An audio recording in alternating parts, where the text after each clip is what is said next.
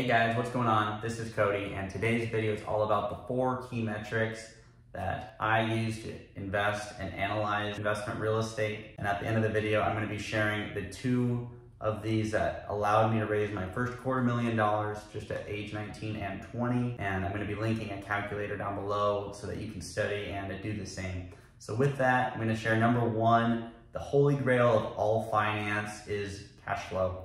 Now, cash flow is the money you have at the end of every month that you just put in your pocket. You can spend on yourself, investing into your business, and investing into your future. Cash flow is important because it's what allows you to scale, whether you're starting out with a single family, you're doing a duplex, an apartment building, or you're starting out much greater.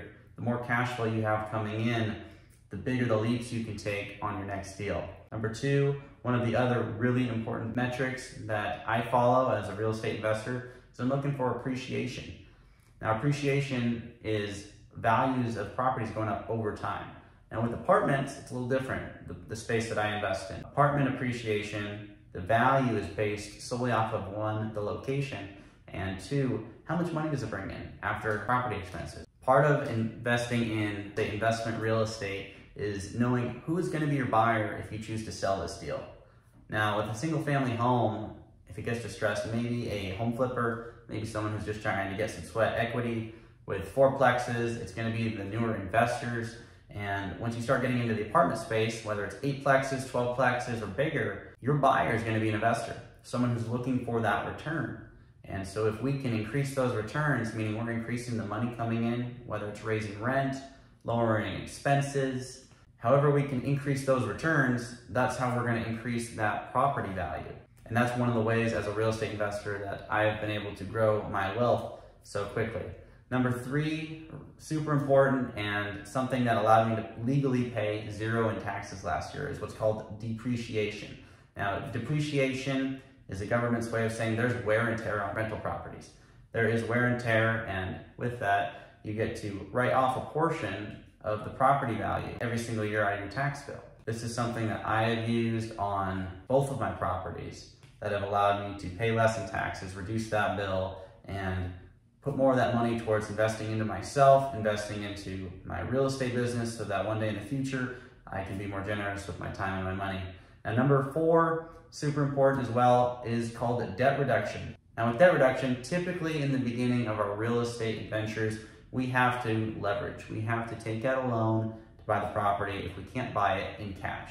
Now our tenants, being super nice people that they are going to compensate us for providing a great place to live, keeping the place up to date, and making sure that all their concerns are handled. So they're gonna help us pay off our debts for us. So every single month, my mortgage balance on my rental properties is a little bit lower than it was the month before that. Eventually, what this means is that we will have a free and clear portfolio with no debt liabilities. Every single dollar that comes in with net operating income is pure profit to our pockets, whether we spend it on cars, whether we spend it on donations, or building our business. That is free and clear money at one point in the future that you get to live off of. Now, the 2 most important pieces here that allowed me to raise my first $250,000, number 1, cash flow, and number 2, appreciation.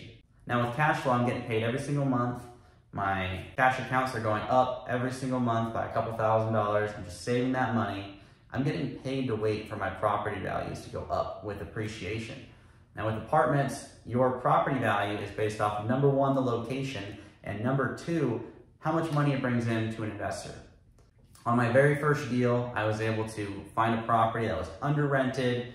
It was listed on the market for almost 2 years, and the rents were just too low. I got in, I didn't have to do any renovations. I did a home inspection for the whole property and found that there were a couple things that needed replaced, like water heaters, but nothing that was keeping my rent down. So I was able to immediately bring that rent up to market and bring the property value up about $300,000 within a matter of about 10 months. Now, the reason this matters is solely because of the amount of scale that I had. I didn't start with a duplex where raising rent $100 would only increase my property value just the slightest. I started with 12 units. I had a lot more scale. And there's a rule of thumb for those of you guys who are watching.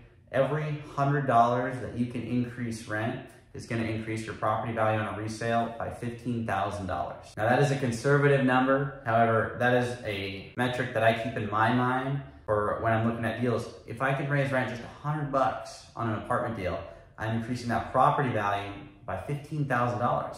Now with 2 units, if I can increase rent $100, great. I made 30 grand on a resale. But when I have 10 units, that's instantly $150,000. And so I need to project out how long is it going to take me to do that? And that is where the appreciation play comes in huge for growing your equity in the beginning.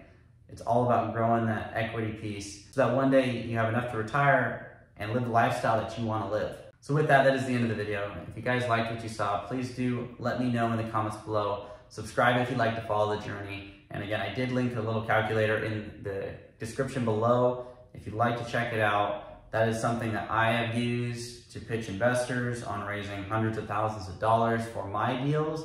And once you get fluent with the numbers, hopefully it's something that you can use and implement for yourself to do the same. With that, I'll see you guys next time. Have a great week.